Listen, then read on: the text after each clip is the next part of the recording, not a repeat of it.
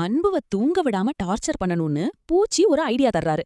அதன்படி அன்புவோட வீட்டு வாசல்ல போய் கதவை தட்டி கலாட்டா பண்றாங்க. ஆனா கரண்ட் இல்லாத அந்த இருட்டுல யாரோ திருடன் தான் வந்துட்டாங்கன்னு நினைச்சு காலனி மக்கள் எல்லாம் ஒண்ணு கூடிடுறாங்க.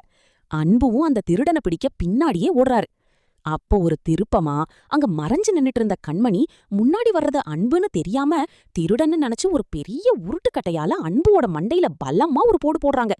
அன்பு மயங்கி விழுந்ததும் தான் அது அன்புன்னு எல்லாருக்கும் தெரியுது. கண்மணி தெரியாம அடிச்சிட்டேன்னு சொன்னாலும் அன்பு அதை ஈகோ பிரச்சனையா எடுத்துக்கிட்டு கண்மணி மேல ரொம்பவே கோவப்படுறாரு. இன்னொரு பக்கம் வெண்ணிலாவுக்கு ஒரு பெரிய சந்தேகம் வருது.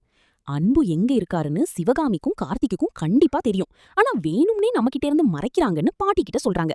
சிவகாமியோட நரித்தனத்துக்கு ஒரு முடிவு கட்டணும்னு வெண்ணிலா இப்போ ரொம்பவே உஷாரா இருக்காங்க. அடுத்த நாள் ஹோட்டல்ல அன்பு தலையில அடிபட்டு வீங்கி இருக்கிறத பார்த்தா அபர்ணா ரொம்பவே பதறி போய் ஐஸ் பேக் வச்சு ஒத்தடம் குடுக்கறாங்க.